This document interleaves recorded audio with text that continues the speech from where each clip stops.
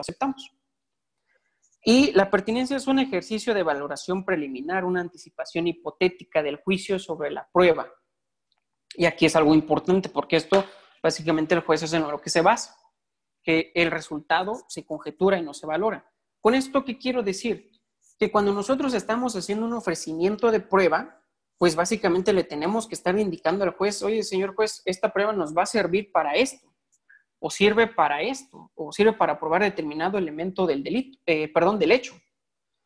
Entonces, ahí el juez, ¿qué va a tener que hacer? Un ejercicio para poder referir si efectivamente esa prueba tiene o va a poder probar efectivamente un hecho. No es que lo valore, ¿eh?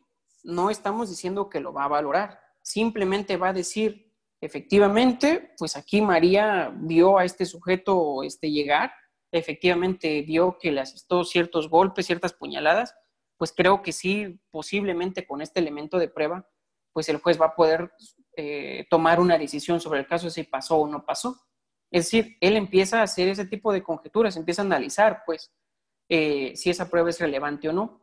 Y si en el caso en concreto dice que sí tiene relación con el hecho, entonces, ¿qué va a pasar? Esa prueba va a ser admisible porque guarda relación con los hechos, básicamente. Y otra aclaración es que esta anticipación hipotética o esta conjetura que hace el juez en la etapa intermedia no tiene por qué ser igual a la valoración que va a hacer el juez de juicio oral. Obviamente esto no está condicionado, pues. Puede ser que aquí en etapa de intermedia les permitan pasar un testigo de referencia si lo quieren ver, pero aquí en juicio, tal vez llegando el juicio, el juzgador diga, este testigo pues es de referencia y aquí tengo la prueba directa o la prueba directa no está, o ese testigo de referencia no sé de quién tomó conocimiento y por lo tanto no lo puedo valorar, no conozco la fuente directa pues de la cual el testigo de referencia toma conocimiento de los hechos y por lo tanto no le doy valor. Y si es así, ahí vamos a ver un claro ejemplo de que esa anticipación, esa conjetura que se hace en intermedia para pasar la prueba, no siempre es igual al valor probatorio de esa prueba. Entonces, de esto que podemos empezar a concluir, que el requisito de admisibilidad básicamente es que la prueba debe ser pertinente. Y va a ser pertinente siempre y cuando tenga relación con los hechos, o nos sirva para probar ciertas proposiciones del hecho, o bien verse sobre la credibilidad de uno de los testigos o peritos. Si es así, la prueba es admisible. Debe ser útil, porque ya les mencionaba, con esta prueba lo que se pretende es establecer hechos controvertidos. Pues esa es su utilidad, establecer hechos controvertidos. Y se va a hacer necesaria porque en el curso del proceso sirve para fundamentar o esclarecer la verdad sobre esos hechos. Pues útil y necesaria y pertinente es lo que siempre se alega en una etapa intermedia. Sentado esto, ¿cuáles son las reglas de exclusión? Esta pequeña introducción. Pues las reglas de exclusión nos las marca el artículo 346 de nuestro Código Nacional. Ahí básicamente establece un catálogo de 4 o 5 fracciones en las cuales nos va a establecer cuándo una prueba no puede ser admisible a juicio.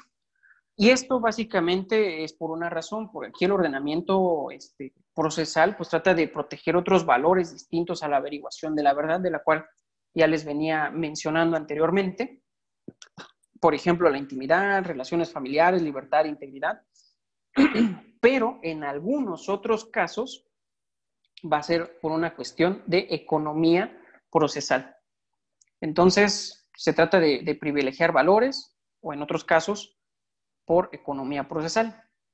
Básicamente las primeras reglas de exclusión que nosotros tenemos son reglas que van en cuanto a lo que les decía, economía procesal. La primera fracción nos dice que un medio de prueba va a ser excluido siempre y cuando sea sobreabundante. Sobre esto, ¿qué trata de hacer el proceso? Básicamente es no gastar recursos. Básicamente hay que ver cuánto cuesta una audiencia llevarla a cabo y básicamente no trata de desgastar recursos materiales en el desahogo de diversas pruebas en nuestro proceso y por eso las pruebas que versen sobre mismos hechos se van a poder excluir. pero sobre estos temas también podemos hacer algunas manifestaciones. La primera de ellas, y que la marca muy claramente el código, que este tipo de pruebas van a ser siempre y cuando los medios de prueba sean del mismo tipo, ¿sí? No sobre distinto tipo. ¿A qué se refiere con esto? Pues que los medios de prueba van a ser, por ejemplo, testimoniales, o van a ser muchos documentos, o van a ser muchas pruebas periciales, pero todas estas pruebas van a tener que tener una característica, y es que sean enfocadas a probar el mismo hecho. Si yo, por ejemplo, en el caso que les decía hace un momento, si yo quisiera poner al señor de la tienda que vende el cuchillo, después quisiera probar, poner a otro vendedor que está ahí igual en la tienda y que fue a comprar, para corroborar que efectivamente se compró un cuchillo, posteriormente presentar otro testigo, la que le ayuda a vender al señor para probar que compró el cuchillo, y es decir, llevo como 5 o 6 pruebas enfocadas al mismo hecho. Y si nos damos cuenta, todas esas pruebas son ¿qué? Testimoniales. Y estas pruebas van encaminadas aquí a probar que fulanito de tal compró un cuchillo. Entonces ahí vemos una sobreabundancia. Pero esta sobreabundancia a veces, el código no la toma como tal en cuanto a pruebas de distinto tipo. Porque puede ser que yo lleve efectivamente un testigo del vendedor de la tienda para demostrar que se compró un cuchillo, pero a la par lleve un ticket de compra. Entonces, donde se establece que fulano de tal compró un cuchillo y se vendió un cuchillo a tal precio, que me va a corroborar posiblemente lo mismo. Y si nos damos cuenta, estas pruebas versan sobre el mismo hecho, pero como no son del mismo tipo, puede que el ordenamiento no lo tome como tal, como una prueba sobreabundante, primero. Entonces, lo primero que hay que tener en claro es que deben ser pruebas del mismo tipo. Y sobre esto van a haber varios criterios que ahorita les voy a mencionar, porque a veces donde nos vamos a tener mayor confusión es cuando una prueba es sobreabundante. Y primero, y para resolver esas preguntas, hay que tener en consideración lo siguiente, que el grado de corroboración de un hecho va a ser mayor o va a poder tener mejores resultados cuando la información que tengamos para corroborar ese hecho pues sean mayores. Es decir, va a ser un resultado favorable para su contrastación. Pues entre más pruebas yo tenga para corroborar un hecho, obviamente va a ser más probable que ese hecho se encuentre corroborado, ¿sí? El problema de ello, ¿cuál es? La sobreabundancia. Y lo que nos dice otro autor, Jordi Ferrer, es el peligro de desborde. Que aquí, si hacemos eso, vamos a poder gastar tiempo y el proceso también de información, cómo se va captando la información, y puede que tengamos ahí un problema en cuanto al juez si está captando o no toda la información, y en cuanto al tiempo que nos vamos a llevar para demostrar ese hecho con múltiples pruebas. Y otra cuestión que yo veo también es que si nosotros presentamos diversos testigos sobre un mismo hecho, desde mi punto de vista hay más peligro de contradicción respecto de todos esos testigos. Entonces el peligro puede ser aumentar, es más fácil que se contradigan 5 o 6 testigos a que se contradigan únicamente 2. Y hay que recalcar esta parte, que no todas las pruebas son sobreabundantes o redundantes. Desde mi punto de vista, para poder decidir esta cuestión, hay que tomar en consideración cuál es el caso en concreto que nosotros queremos probar. Porque no es lo mismo referir, si yo quiero decir que, por ejemplo, el imputado escapaba en un coche rojo, y fulanito de tal lo vio cuando se asomó a la ventana o salió a la calle con sus familiares, y todos vieron que el carro era rojo. Y eso lo pudieron ver a simple vista porque iba transitando en la calle y vieron cuando se subió al vehículo, fulanito lo arrancó y se fue, ¿sí? Ese hecho tal vez no tenga mayor complicación. Y decir, si estaban 5 personas que lo vieron, pues bueno, tal vez baste 2 o baste 1 para decir que el carro nada más era rojo y ya. Pero muy diferente va a ser el hecho donde, digamos, en un feminicidio, violencia familiar o feminicidio, digamos, donde tal vez vieron al imputado con la víctima discutir previamente, pero esa discusión fue en una fiesta donde había música, estaban tomando, estaban bailando, estaban echando relajo.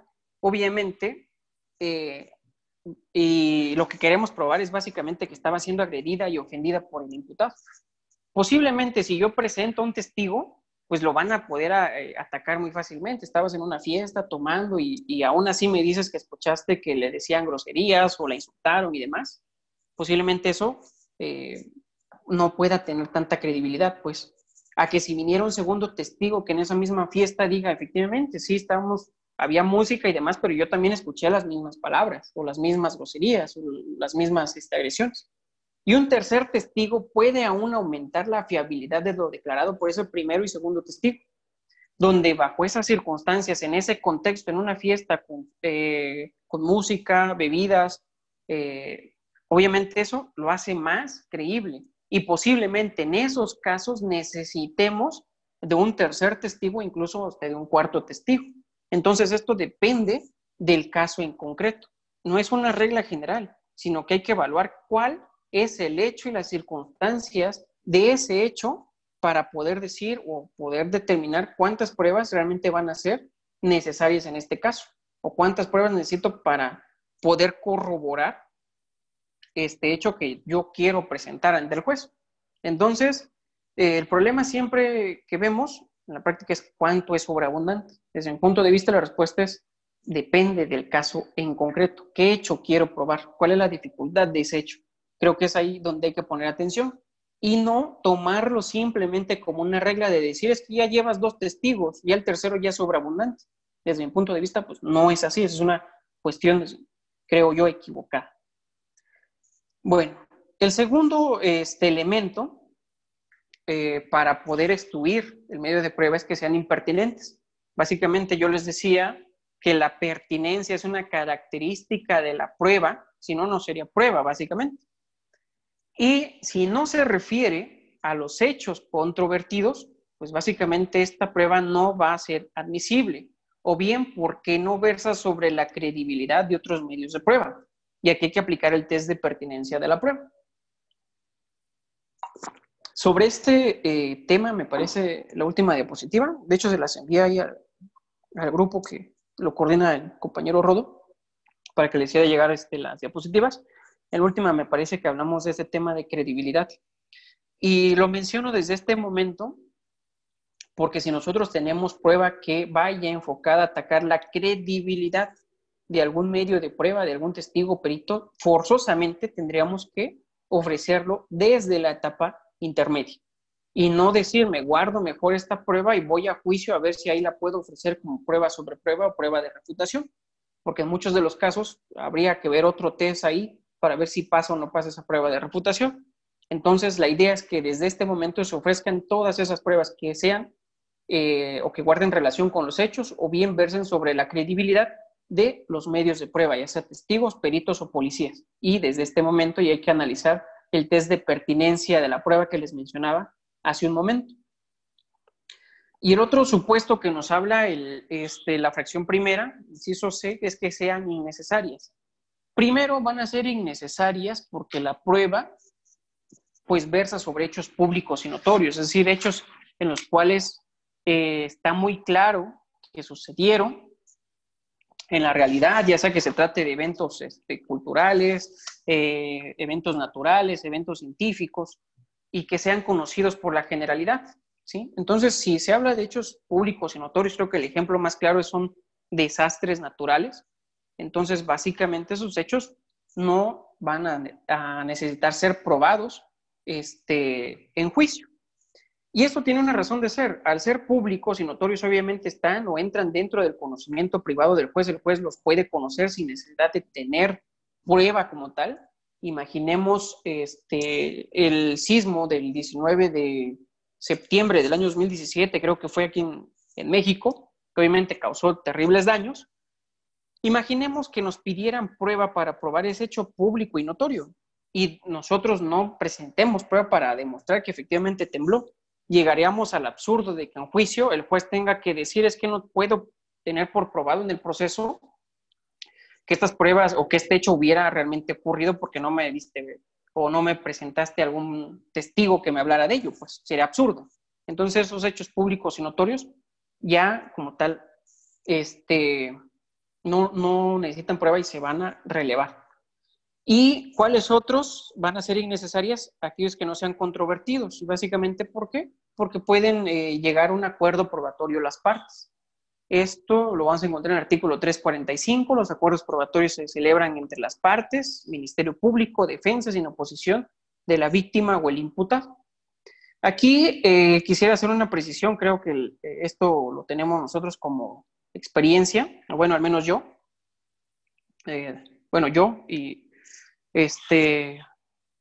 Porque en un caso, los acuerdos probatorios, si bien, primero hay que aclarar lo siguiente, los acuerdos probatorios no recaen sobre la totalidad de los hechos que van a ser discutidos, sino simplemente son proposiciones del hecho que pueden ser materia de acuerdo probatorio, sino qué sentido tendría ir a juicio cuando ya se acordó pues todo el núcleo del hecho, pues, básicamente.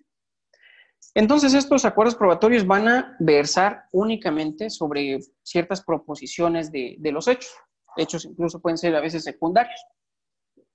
Y esos acuerdos probatorios, si bien van a relevar de prueba, es decir, no es necesario que nosotros presentemos a un testigo, a un perito, lo cierto es que llegando en juicio, aun cuando ahí en el auto de apertura el juez de control le haga saber al juez que llegaron a cierto acuerdo probatorio, y esto les pongo de ejemplo un caso que yo tuve con otros abogados, que se acreditó, o bueno, se acordó la causa de la muerte, y así se pasó el auto de apertura, pero no se excluyó jamás la prueba de la defensa ni de la fiscalía en cuanto a la prueba pericial en medicina, que ellos iban a hablar de una cuestión respecto a las lesiones que tenía la víctima, pero ya no se iban a meter en cuanto a la causa de la muerte.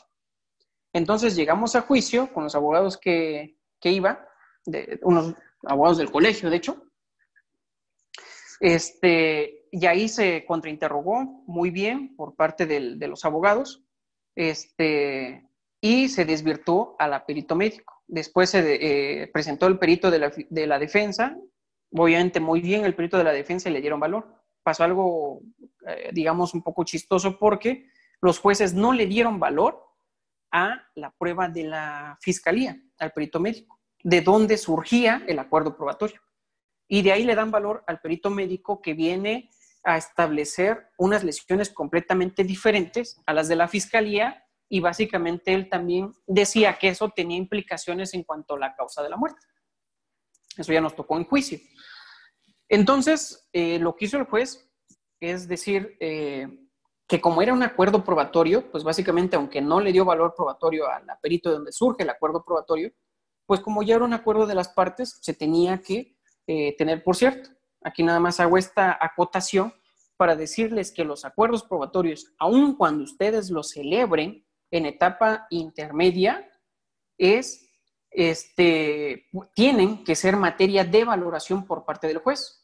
De hecho, en ese caso lo ganamos en segunda instancia, donde se alegaba precisamente esa situación, que los acuerdos probatorios, aun cuando se celebren por las partes, deben de ser valorados, ¿sí? Y más cuando se trata de una cuestión técnica como es la causa de la muerte. Entonces, lo dejo únicamente como dato para poder continuar, y únicamente como un tema de exclusión por pruebas o medios de prueba innecesarios. Este tema considero también puede llevarnos un poco de complejidades y un poco de más atención, que es el tema de cuando se excluye medios de prueba por la violación a derechos fundamentales. Primero, tendríamos que hablar, y lo que se menciona mucho es todas las pruebas o todos los elementos de prueba que han sido obtenidos, derechos fundamentales deben ser excluidos o no valorados. Desde mi punto de vista, deben de ser excluidos. Llegando a juicio, y lo digo por experiencia, esto me pasó, llegando a juicio es muy complicado que un juez saque de su mente el tema de la información que le proporciona una prueba ilícita. Y esto me pasó con un cateo. En un cateo donde aquí los jueces le dieron valor cuando no se cumplían todas las formalidades que exigía el código para su desahogo, donde hubo excesos en el cateo. y entre otras cosas, pues. Y básicamente ellos tienen por acreditado la información la evidencia que se encuentra de ese cateo, aun cuando era ilícito. Entonces ellos lo justifican, apelamos y en la sala me agradó cómo resolvieron, porque ahora ya lo toman como un criterio de justicia ahí, para no aplicarme las reglas del código. Básicamente nos dicen que están confirmando la resolución por una cuestión de justicia, apoyándose en una corriente justnaturalista. Entonces está interesante esa sentencia, apenas me voy a ir al amparo, pero eso se los pongo. Desde mi punto de vista, como ejemplo, desde mi punto de vista es que los medios de prueba, para mi gusto, deben de excluirse y no pasar a una etapa de juicio donde posiblemente tengamos un resultado desfavorable, donde los jueces se contaminen y donde tal vez quieran justificar o darle el alcance, tal vez no a la prueba ilícita, sino a los demás diversos medios de prueba para corroborar un hecho. Y eso es una de las consecuencias, y desde mi punto de vista lo más complicado es que lleguen a valorar como tal.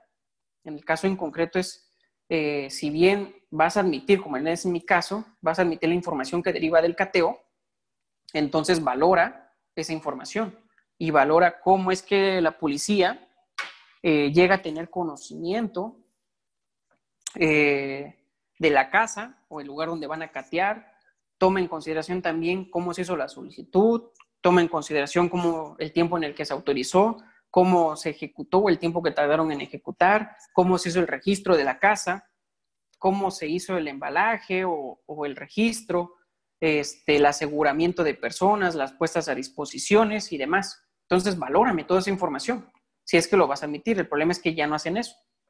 O bueno, en mi caso en concreto no lo veo así.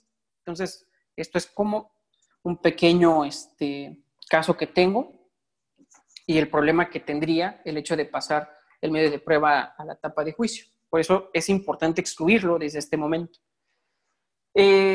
Básicamente, la prueba ilícita nos dice que es aquella que es obtenida violando derechos fundamentales. Para entender la prueba ilícita y cómo surge y sus implicaciones, hay que tomar en consideración lo siguiente, y es los efectos o por qué o los criterios por los cuales surge la prueba ilícita.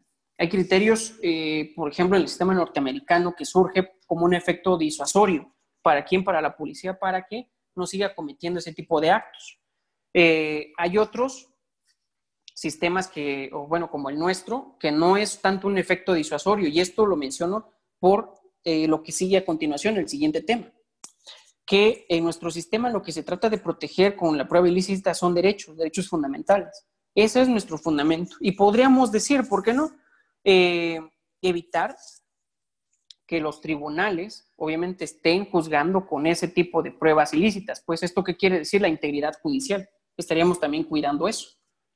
Entonces, ese es el fundamento del por qué nosotros excluimos prueba ilícita. No es un efecto disuasorio, sino es por el tema de proteger derechos fundamentales. Y una vez sentado esto, antes de entrar al siguiente tema, nos da la pauta para poder determinar si la prueba ilícita afecta por igual a ambas partes o no en el proceso. Es decir, nos queda claro que para el Ministerio Público, obviamente él no va a poder aprovecharse de una prueba ilícita, pues, es decir, no va a poder desahogarla en juicio, y mucho menos el Estado va a poder juzgar o va a poder basar su determinación en esa prueba ilícita, básicamente por la integridad judicial que debe de permear, pues. Eso es para el Estado. Pero ¿qué pasa con el imputado cuando él se quiere aprovechar de una prueba ilícita o quiere hacer uso de una prueba ilícita? Básicamente aquí hay una corriente, digamos, puntos de vista diferentes.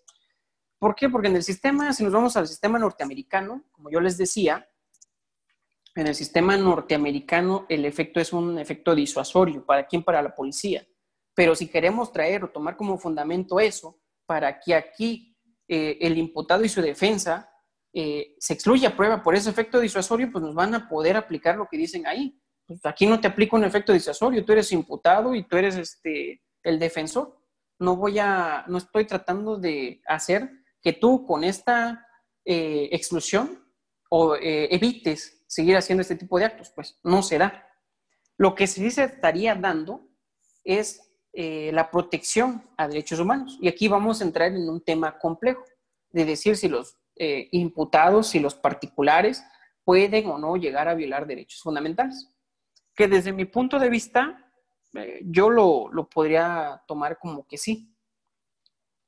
Entonces, un imputado, una defensa, por ejemplo, cuando se mete a una casa a hacer una inspección, sin orden, sin nada, y simplemente va y hace una inspección sin pedir permiso o autorización a la víctima o a los testigos, pues obviamente eso puede ser una violación de un derecho humano.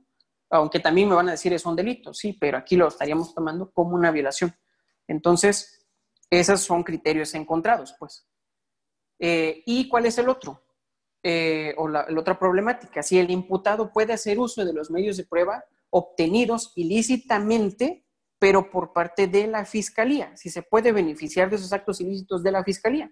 Y aquí creo que la respuesta va a ser un poco más clara y hay más, es, digamos, más aceptado, incluso en la doctrina lo ven así, también que el Estado básicamente dice, si se aceptara la ilicitud, el orden jurídico incurriría en una contradicción. El mandato que tiene como fin proteger al ciudadano poniendo un límite al Estado habría sido empleado para perjudicarlo.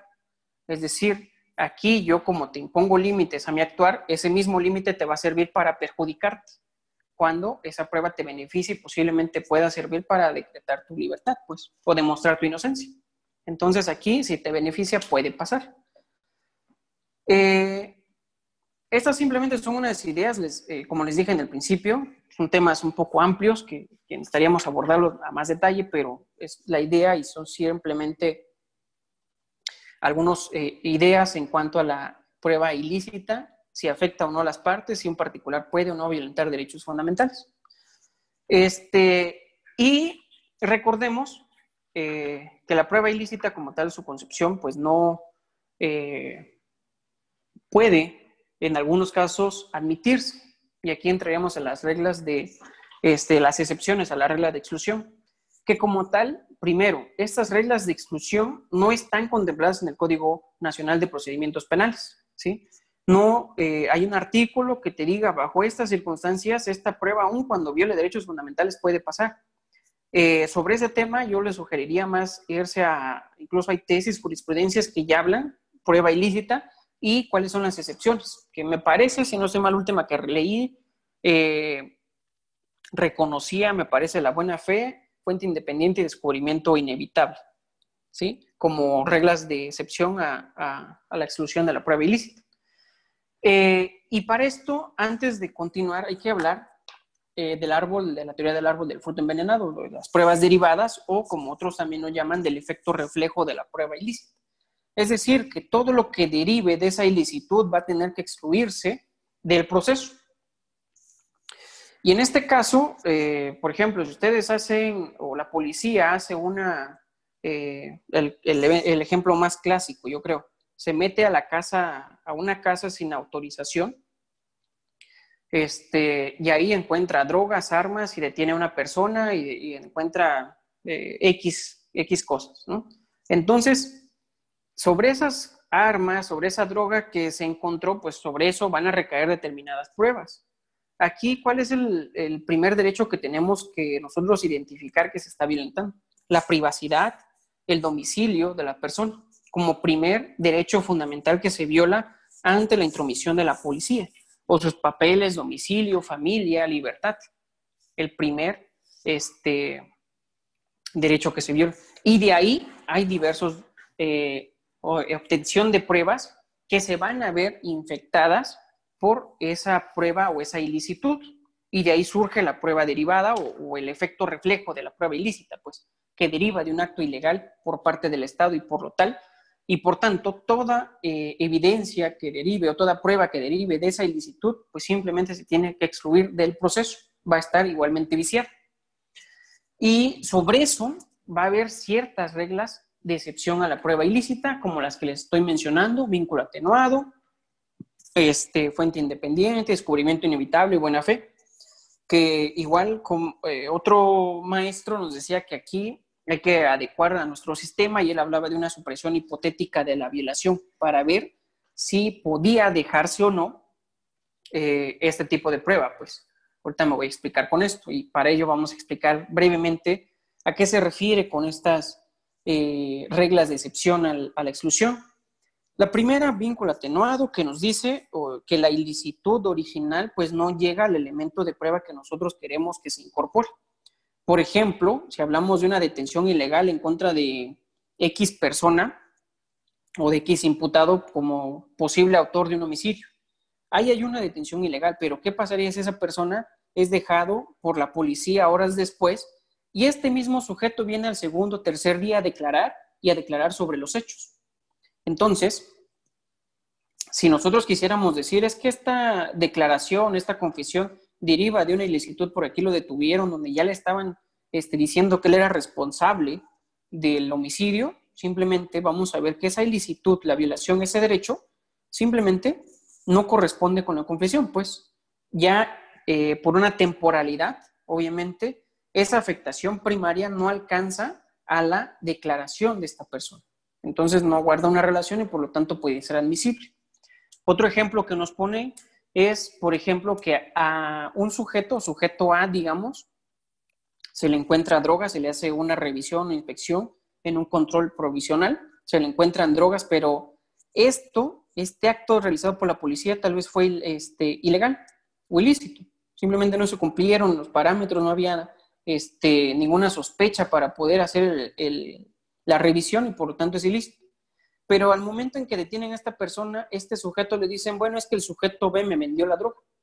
Y después van con el sujeto B y lo detienen. Y el sujeto B después de eso dice, es que el sujeto C es quien nos distribuye como tal. Y es así como llegan al sujeto C.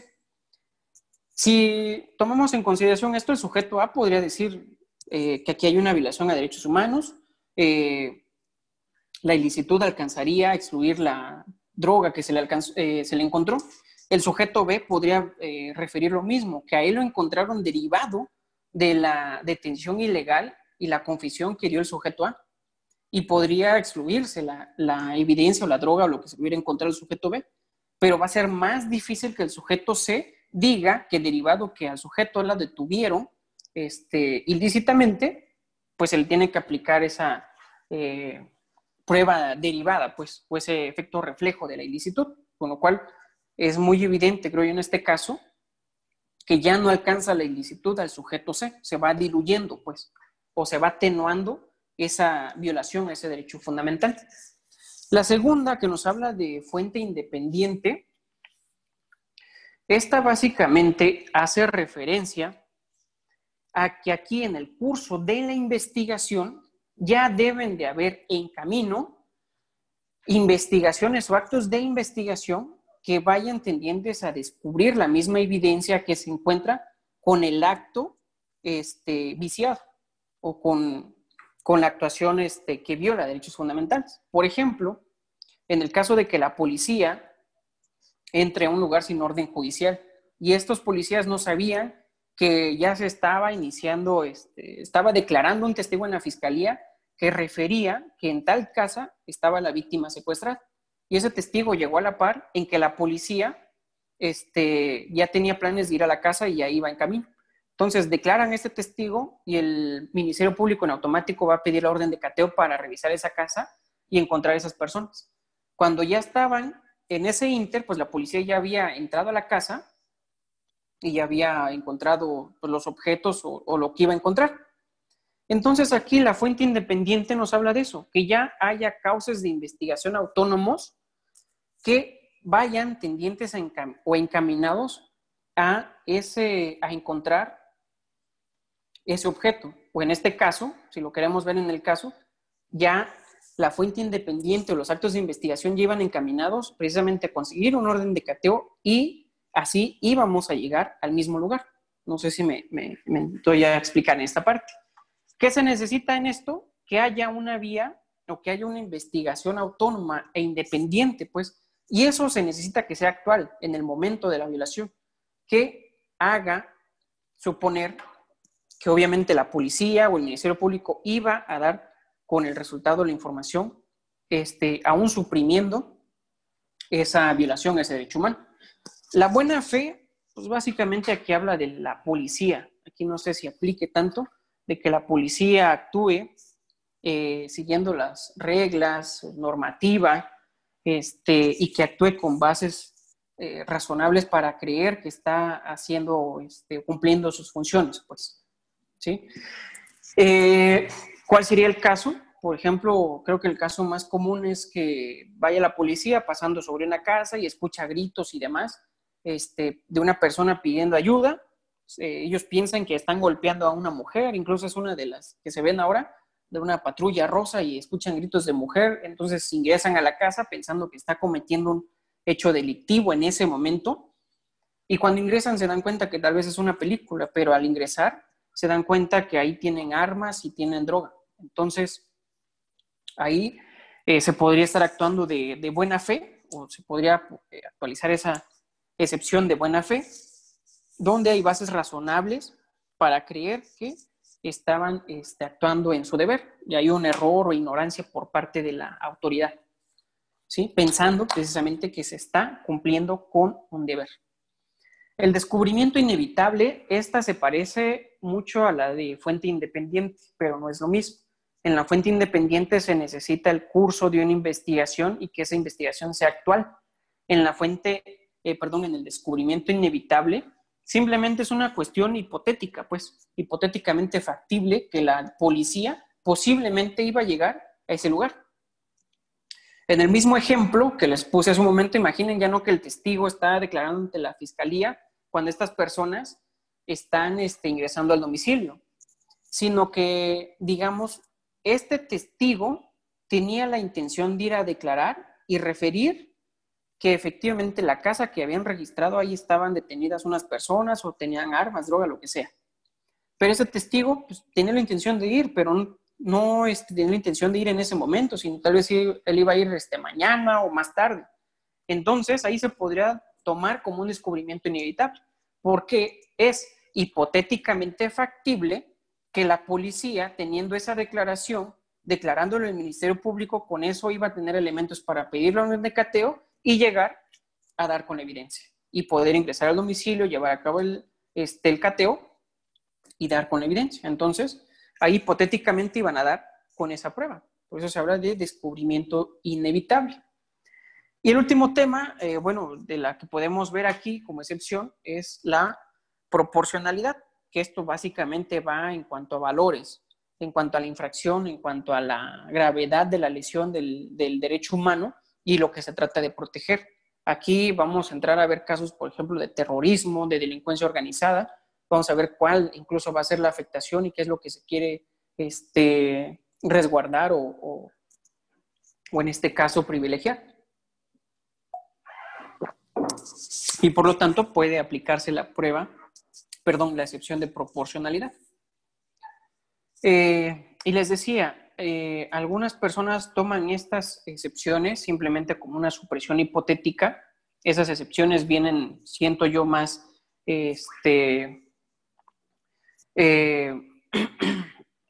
más elaboradas en la doctrina norteamericana.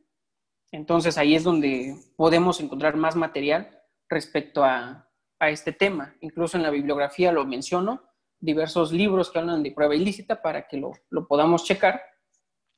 Pero lo que voy es que veía recientemente que aquí se toma como una supresión hipotética, pues. Es decir, que si quitamos en el ejemplo la actuación de la policía, en este caso que va y se mete a la casa del imputado sin una orden, si quitamos ese acto, ese hecho hipotéticamente, y aún así la evidencia hubiera podido ser encontrada por otros medios, pues obviamente esa prueba puede pasar. Aquí básicamente es la forma en cómo se puede analizar, pues como una supresión hipotética. ¿Sale? Y otra cuestión antes que se me estaba pasando, y como último, y esto igual les pueda causar un poco de confusión y problema, que son complicaciones que trae la prueba ilícita que les decía hace un momento.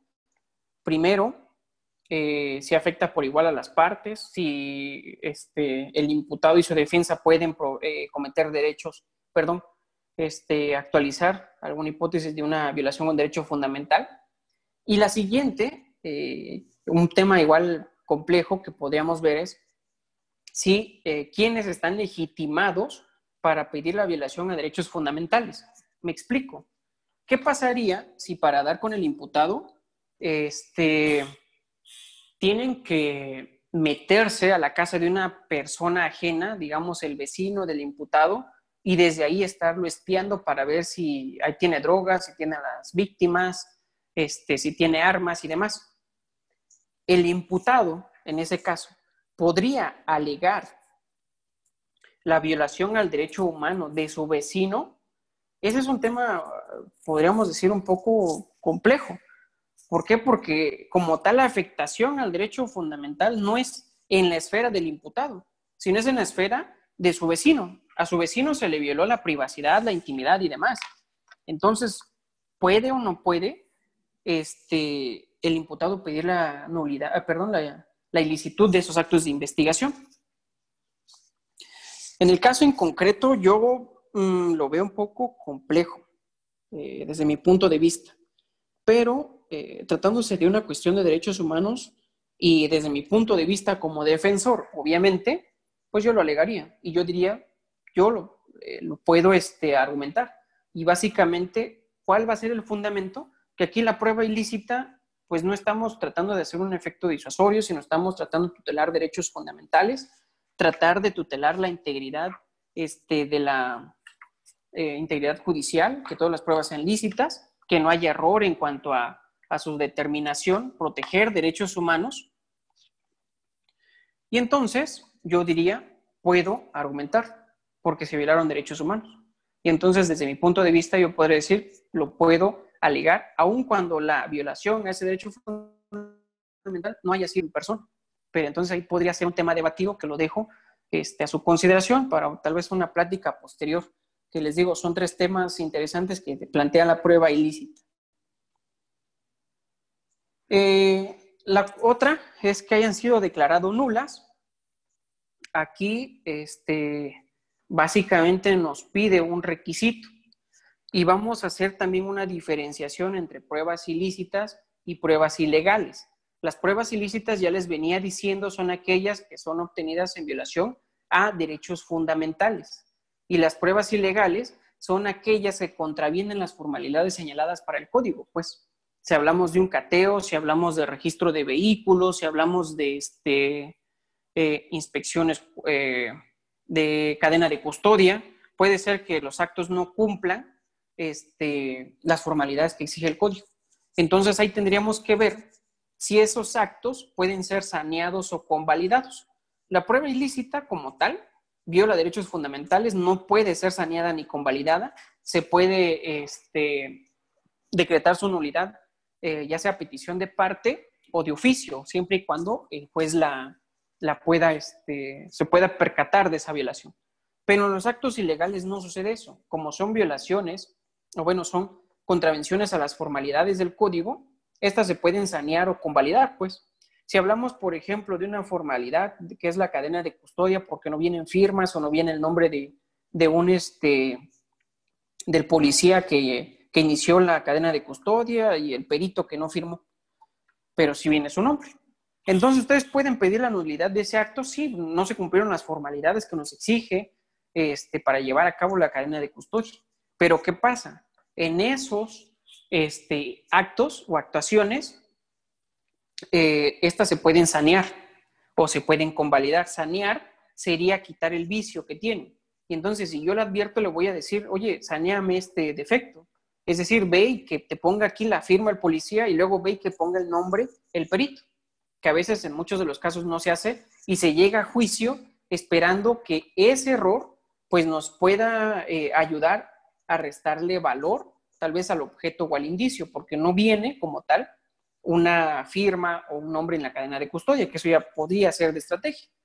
O bien los actos que contravengan esas formalidades se pueden convalidar, que es lo que pasa incluso en lo que le estoy diciendo, cadena de custodia. yo ya me percaté del vicio, yo ya vi que no vienen las firmas de los policías, pero ¿qué pasó? ¿Qué pasa? No lo alego. Y mejor lo dejo como tema de valoración para atacarlo en el tema de la etapa de juicio. Entonces aquí también es una parte, podríamos decir, de estrategia por cada uno. Entonces, para poder actualizar esta fracción, primero deben de haber sido declaradas nulas y el fundamento está en el artículo 97 al 102 y básicamente nos habla de prueba obtenida violando derechos fundamentales o que contravengan las disposiciones del código para las formalidades, perdón. Y básicamente una prueba nula pues ya puede haber sido declarada nula antes de llegar a juicio. Y entonces aquí únicamente vamos a llegar y referir, su señoría, esta prueba ya fue declarada nula y no la admitas. Simple y sencillamente.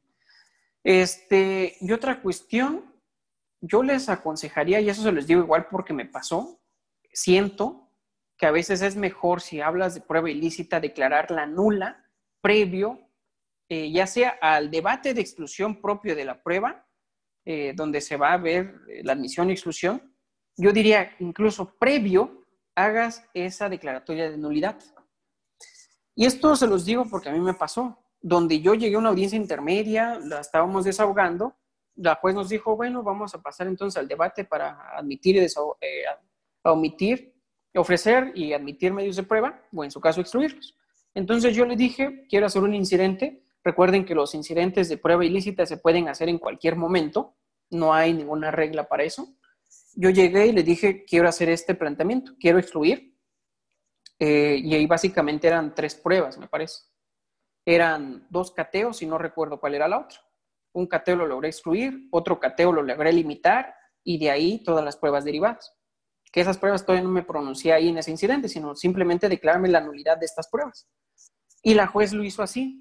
¿Cuál fue el problema? Y que yo me di cuenta que al momento, ahí era un hecho un poco complejo, iba yo como defensor, iba otro abogado que llevaba al otro imputado, pero en el debate de la exclusión de los medios de prueba, empezamos, siento yo bien, excluimos diversas pruebas testimoniales y documentales. De hecho, tiene relación con el caso que les mencionaba hace un momento sobre el hecho cuando no se toca el tema de la ventaja o las agravantes. Es básicamente ese hecho donde ya nos habían excluido testigos porque no guardaban relación con los hechos, otros porque fueron impertinentes por otras causas. Entonces el caudal probatorio estaba disminuyendo.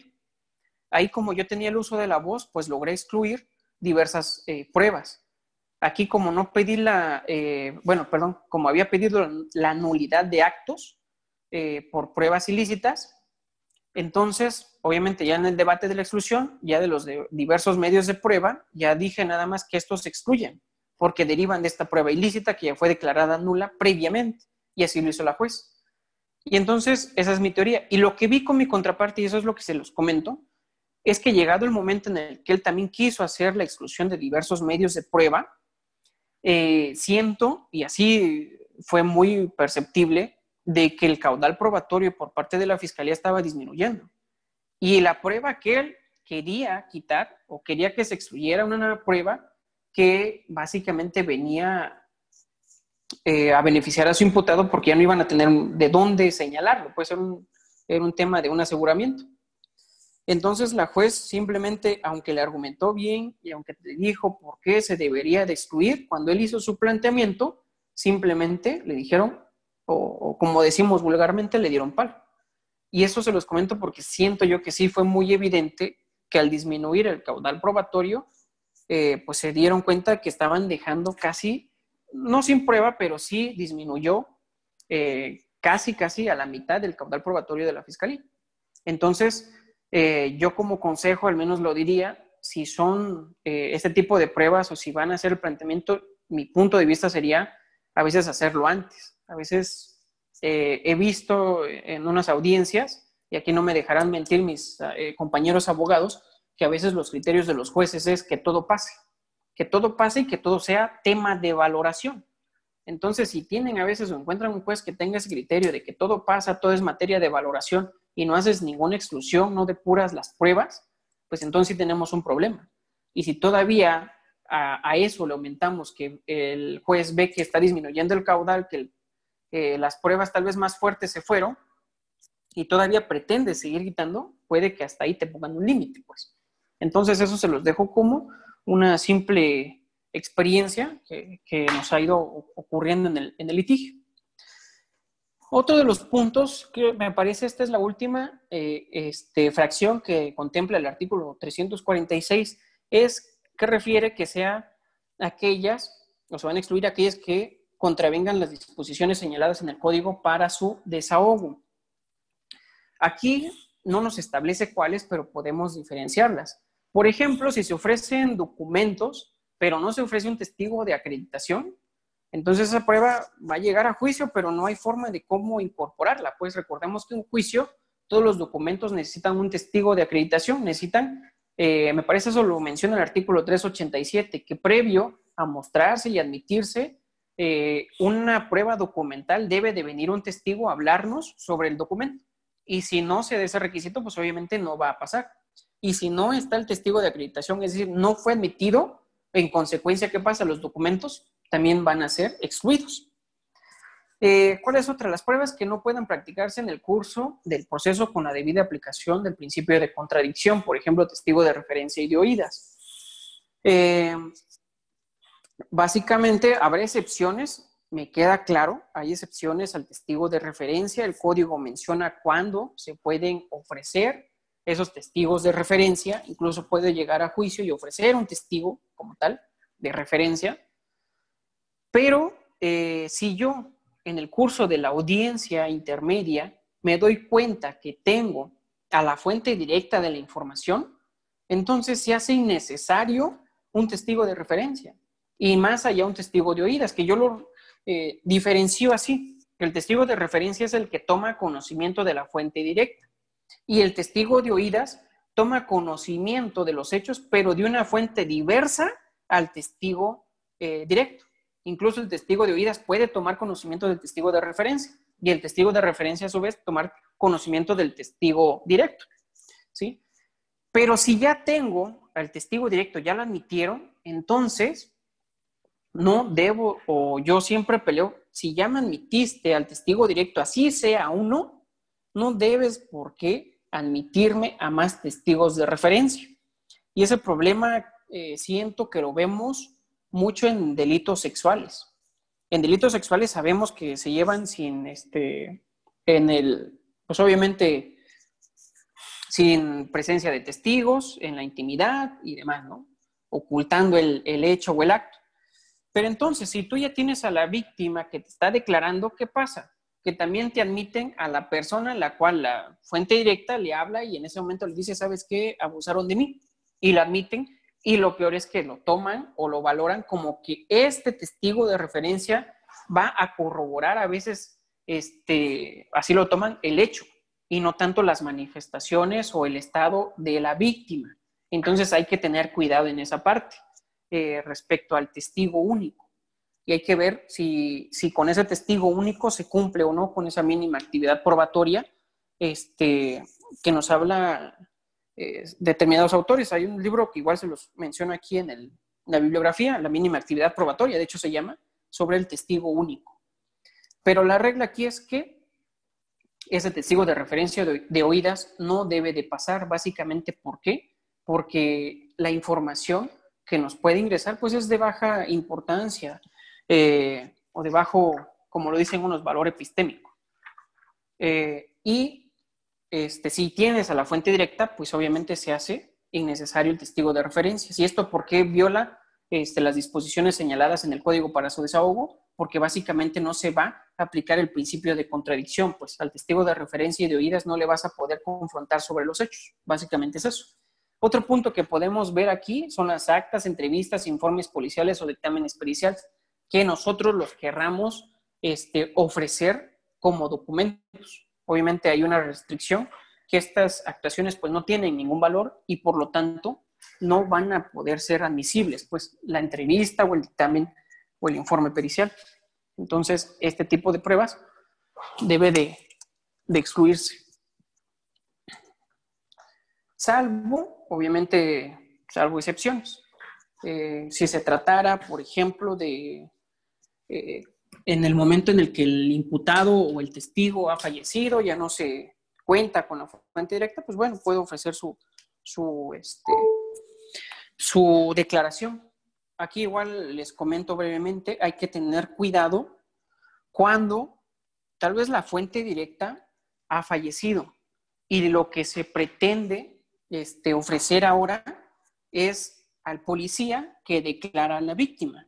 De entrada esto nos causa ciertas complicaciones porque al policía no lo voy a poder confrontar sobre los hechos y muy posiblemente a él sobre qué lo pueda confrontar, sobre las situaciones que se estaban llevando a cabo al momento de recabar la entrevista.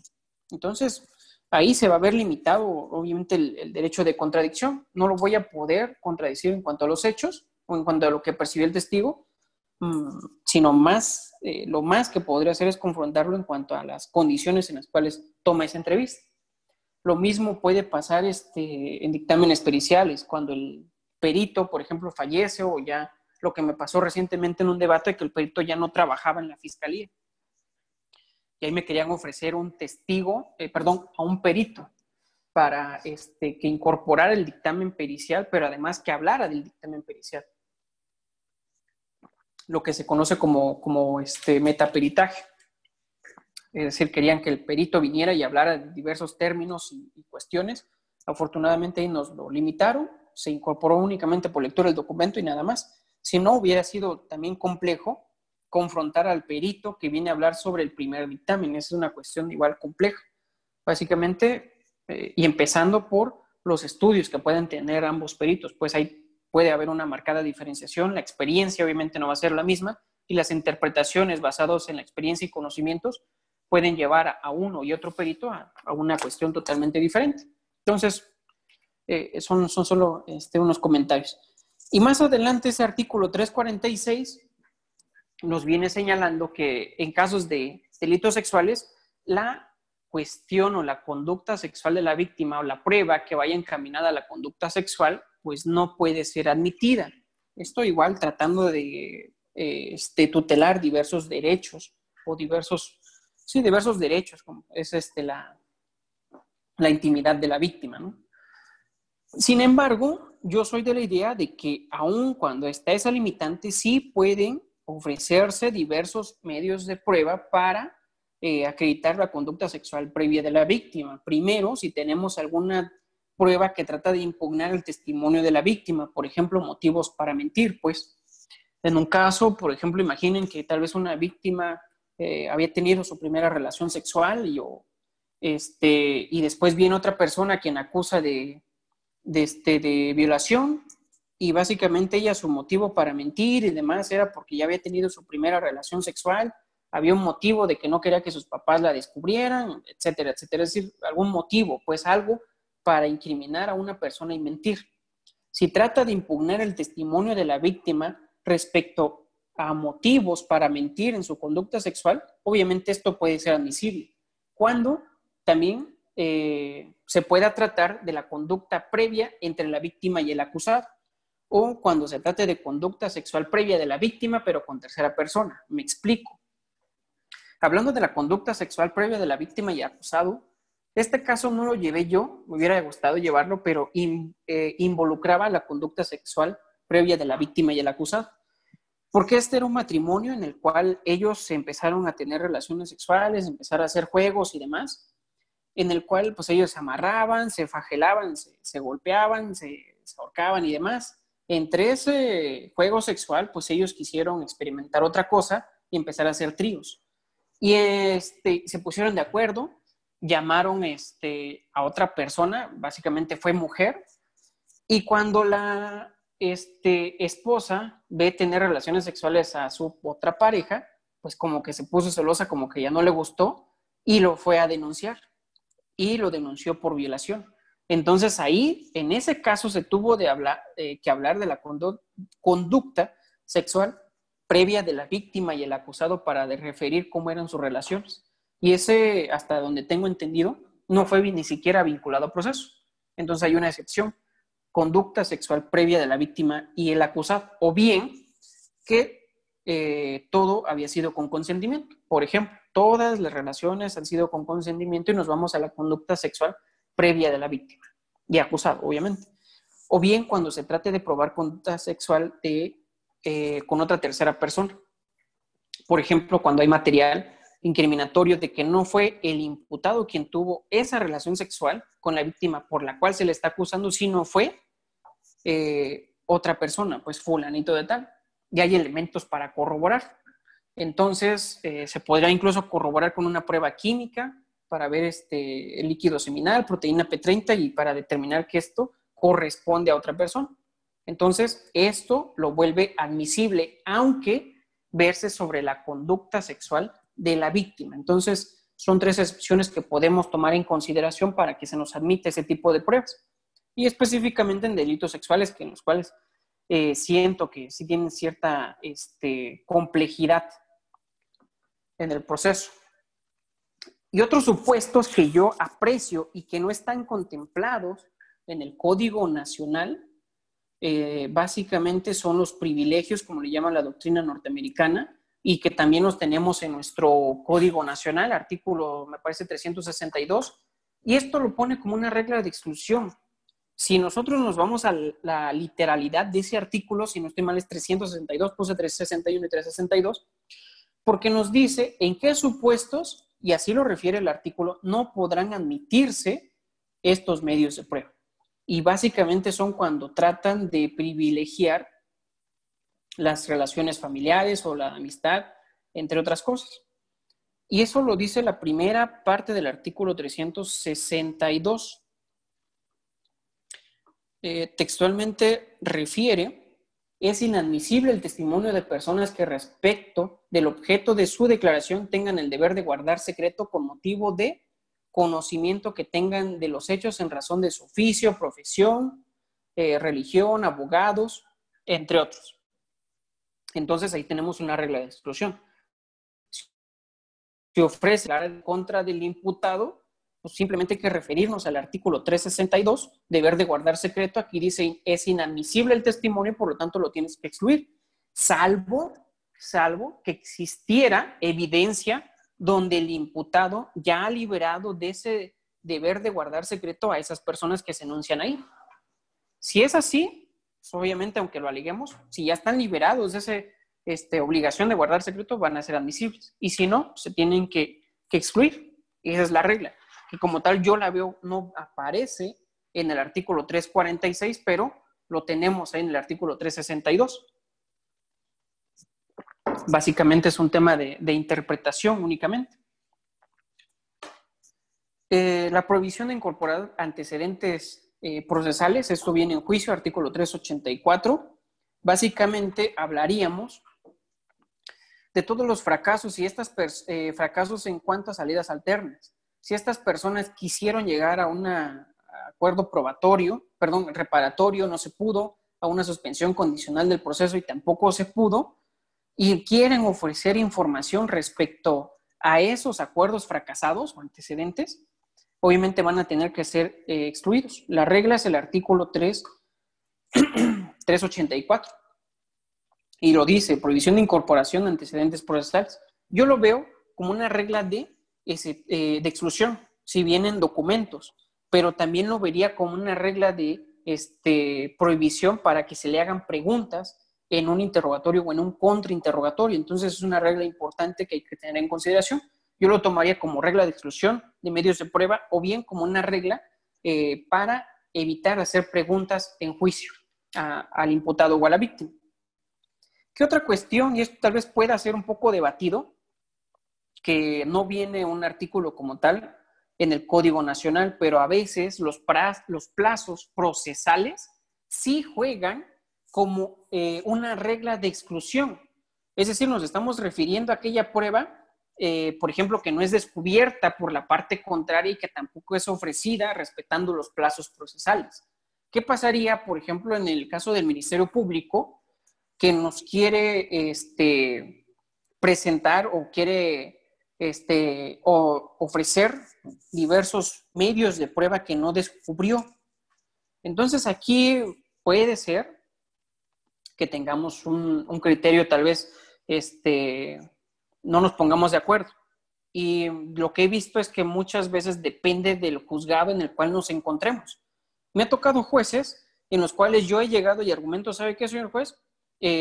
Yo fui con el Ministerio Público, hay un acta donde yo firmé que me entregaba copias, la revisé en presencia de él y este acto de prueba o este medio de prueba que me quiere ofrecer o pretende que se incorpore no está dentro de la carpeta, me lo oculto y por lo tanto, como no me lo descubrió en su momento, conforme lo marca el artículo, no sé si es 340, creo que el descubrimiento probatorio se tiene que hacer momento a momento, es un plazo procesal, por lo tanto, no se lo admites. No está siguiendo las reglas del juego limpio, pues, y como tal, lo debes de excluir. 337 es descubrimiento probatorio. Pero también me ha tocado, y les digo, hago esa argumentación y los jueces a veces me dan la razón y dicen, efectivamente, tu obligación era descubrir, no lo hiciste y no te la puedo admitir. Pero hay otros que me dicen, a ver, abogado, a este momento ya te dieron copia, bueno, es que apenas me las acaba de pasar. Ah, bueno, pero ya las conociste, sí. Ah, bueno, entonces yo considero que no pasa nada. Si incluso si quieres un tiempo, dímelo y suspendemos la audiencia, ve y analiza ese medio de prueba. Entonces el criterio es un poco, no hay, desde mi punto de vista, no está, no es un criterio uniforme, pues que deban de seguir todos los jueces, sino depende de cada juzgado en el cual nos encontremos. Pero es un tema que el plazo procesal puede ser un tema de exclusión. O en el caso, por ejemplo, de las víctimas, ¿qué pasaría si llega una víctima a una audiencia intermedia y en la audiencia intermedia dice, señor juez, es que yo no tengo asesor jurídico, quiero uno y nómbramelo? Pero hasta este momento igual se nombra el asesor jurídico y ¿qué pasaría con la oportunidad que tiene la víctima para constituirse como coadyuvante? Me ha tocado ver que en esos casos, cuando se designa a un asesor jurídico, al menos en los juzgados en los que estoy más, que es aquí en la ciudad de Oaxaca, los jueces, al menos el criterio que he visto más, es admitir esa acusación coadyuvante en el caso que la haga el Ministerio Público respecto a la víctima, aun cuando ya haya pasado el plazo procesal en el cual se tenía que constituir como coadyuvante. Y eso básicamente es un tema de derechos humanos o un tema de ofrecer prueba en segunda instancia, que obviamente ya no se puede hacer. Y el plazo procesal también podría operar para la defensa.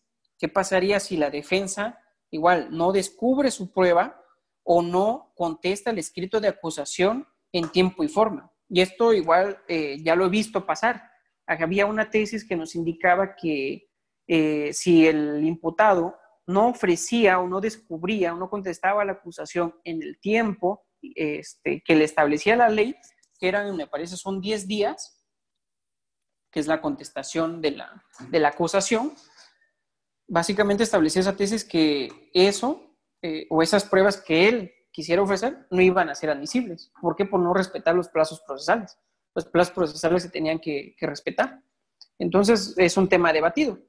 Yo estuve viendo esa apelación en ese caso y realmente me metí a ver algunos tratados internacionales y algunas sentencias de la Corte, pero lo que yo vi es que tampoco se toma, o bueno, al menos la interpretación que yo le di es que no es un tema fácil de resolver, sino que va a atender a cada caso en concreto.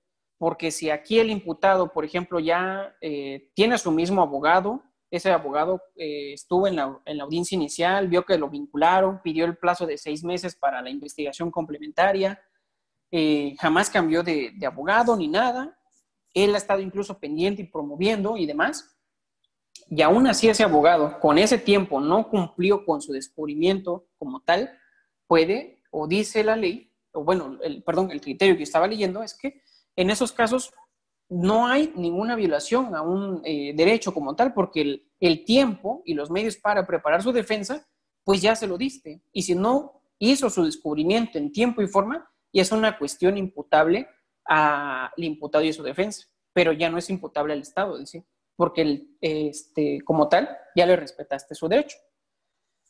Y prueba nueva y prueba de refutación, que eso ya es para juicio. Igual por el tiempo, no sé qué horas sea, ya van a ser las 7. Este, quisiera terminar únicamente con el tema de la prueba pericial. Básicamente porque tratándose de prueba pericial no hay como tal una regla de exclusión, al menos no tan visible. Recordemos que el perito está para poder auxiliar al juez en determinado conocimiento de los hechos, que para valorarlos necesita un conocimiento científico que escapa más allá de las personas. Y desde mi punto de vista, únicamente les podré decir, yo lo que trataría de hacer es tomar el artículo 369 que exige título oficial como una regla de exclusión. Y esto lo podría yo tomar también o relacionar con el tema de cuando no se cumplan o se contravengan las disposiciones señaladas en el código para el desahogo de la prueba. Básicamente yo podría argumentar eso. Si me ofreces aquí un perito, aunque tú me digas que es un perito oficial, que tiene su nombramiento y demás, pero si no tiene título y cédula oficial y la ciencia está reglamentada, entonces, señor juez, lo que tienes que hacer es excluir este medio de prueba. Y eso también tiene que ver con la prueba pericial, porque en la prueba pericial hay que ver o hay que analizar primero cuál es la ciencia del perito. Aquí hay que hacer distinción entre ciencias duras, ciencias blandas, por ejemplo, cuando toma cierto autor, es decir, ciencias blandas, ciencias sociales o ciencias exactas. Hay que empezar por ahí, ver quién es el perito, que básicamente ese sería el argumento, quién es el perito que va a llegar a juicio, si tiene o no título y cédula profesional, y si no, básicamente si no lo tiene, a veces sería una pérdida de tiempo, pues estar escuchando a un perito en juicio bajo esas circunstancias. Y les digo, se contraponen con las disposiciones del código porque todo perito necesita tener título y cédula oficial. Y bueno, por cuestiones de tiempo, tengo entendido que es hasta las 7. Si quisiéramos abundar un poco más en cuanto a este tema, esta es una pequeña bibliografía, el material, se lo envié, bueno, estas pequeñas diapositivas que se las envié al licenciado Rodolfo, que él me parece se las va a hacer llegar al grupo de WhatsApp, o si no ya se ponen en contacto y ya también se las puedo compartir. No sé si haya alguna pregunta y de mi parte sería